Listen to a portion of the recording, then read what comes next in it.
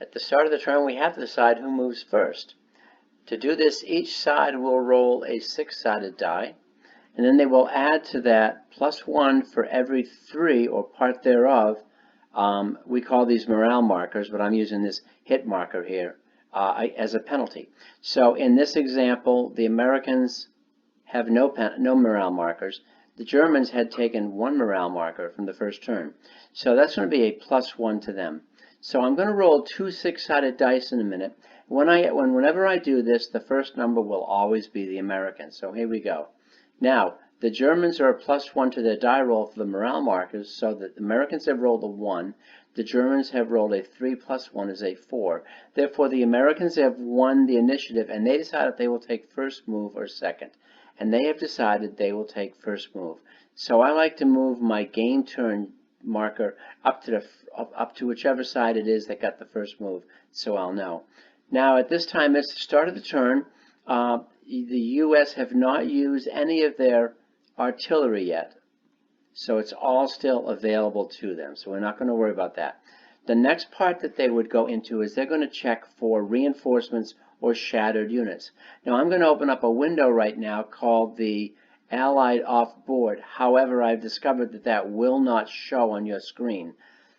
However, I'm going to open that for myself anyway, and it shows that the infantry division has got 4 infantry battalions available as reinforcements. So I'm going to roll 1d6. If I get a 4 or less, a battalion shows up. It does not, so therefore I'm going to close the window that you can't see, and we're going to move on.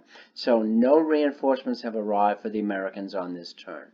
Now, starting from right to left, what I'm going to attempt to do for the Americans is I'm going to make a counterattack with this M10 Sherman and infantry battalion. So I am going to roll 1d6 and hopefully get a 4 or less, and I've rolled a 4. I did.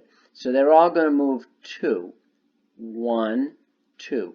Now see, in order to attack, you have to have enough movement to get into the enemy zone. So they're going to be attacking this German zone right here as I highlight the units.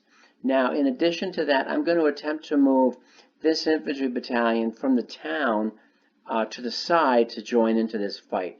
To do that, I need a 1 through 4 again, and I've rolled a 2, so that is okay. So they can move sideways, and they're going to go in.